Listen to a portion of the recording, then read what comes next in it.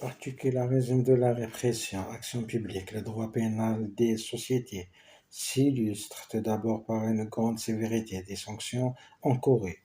Outre l'emprisonnement pouvant s'élever jusqu'à 10 ans, sont encourus des peines d'amende particulièrement dissuasives. Par ailleurs, certaines peines accessoires complémentaires constituent de véritables mesures de prophylaxie commerciale, interdiction de gérer, faillite personnelle, interdiction diverses d'exercer certaines activités économiques.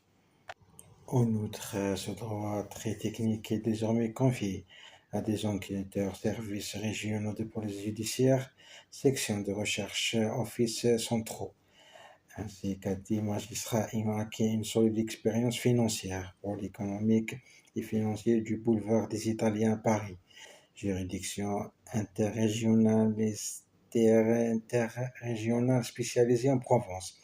Cette spécialisation s'avère d'autant plus nécessaire que la délinquance d'affaires, souvent en lien étroit avec la grande criminalité organisée, dont elle prolonge l'action ou en blanchit les revenus, nécessite l'intervention de magistrats du parquet et de l'instruction, connaissant tous les arcanes la comptabilité du droit, de la concurrence et des marchés financiers ainsi que du droit pénal des sociétés.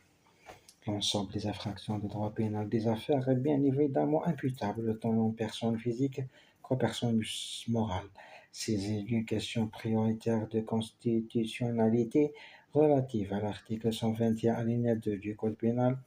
La Cour de cassation a jugé que cette disposition instituant la responsabilité pénale des personnes morales, en ce qu'elle prévoit de façon précise que cette responsabilité ne peut être engagée que du seul fait des infractions commises pour leur compte par leurs organes ou représentants, ne contrevient pas au principe de la légalité des délits et des peines et ne comporte aucune dérogation injustifiée au principe d'égalité devant la loi.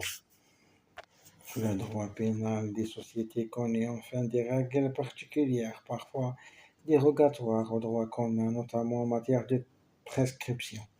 Si les infractions du droit pénal des sociétés sont, pour la plupart d'entre elles, des infractions instantanées, elles tendent toutefois à se rapprocher, en raison du point de départ particulier de leur prescription, des infractions continues.